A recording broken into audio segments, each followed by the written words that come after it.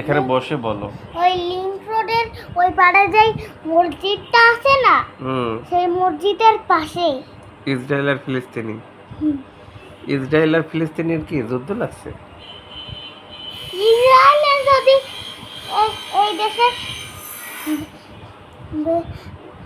বানায় তাহলে কি এই দেশের সাথেই তো যুদ্ধ লাগিয়ে যাবে।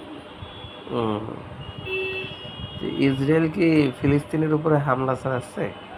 মনে করো হ্যাঁ, এখন আছে ইসরায়েলরা ফিলিস্তিনিদের গ্রিল দিয়ে মারতেছে। কেন? ওই যে জায়গা দখল করার জন্য। ও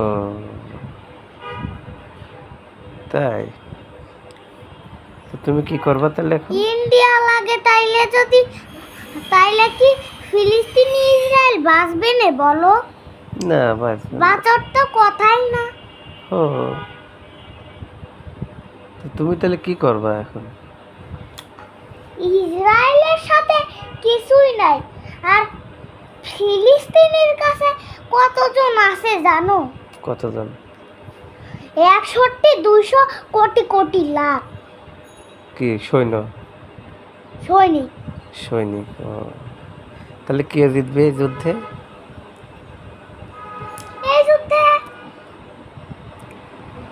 এই যুদ্ধে মনে করো ইসরায়েল জিতবে।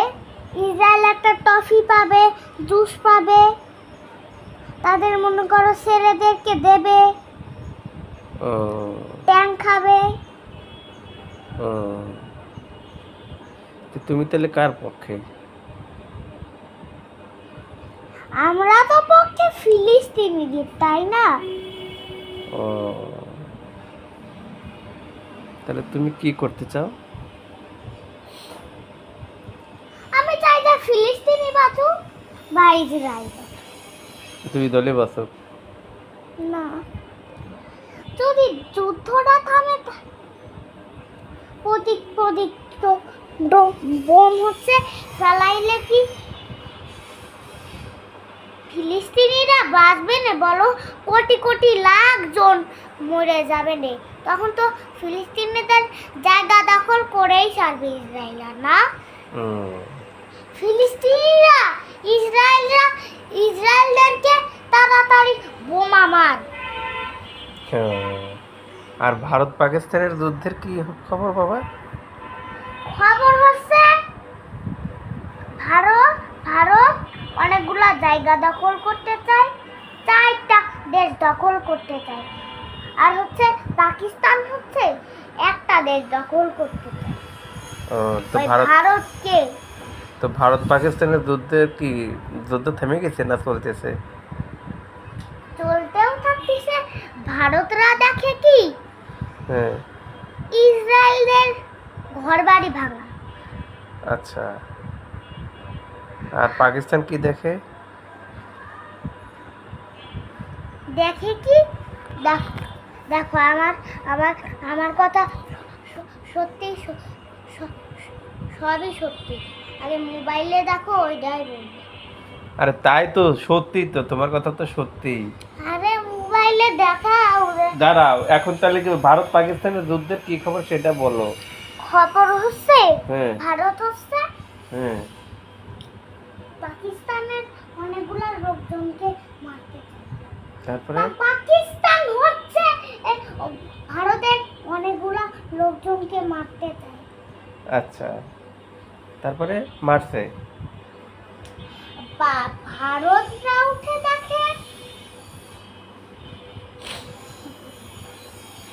ভারতের ঘরবাড়ি ভাঙা। তারপরে যা হইল, একটা আদর প্রতীক তো বোমা ব্লাস্ট হইল একটা দেশে। আচ্ছা, তাই?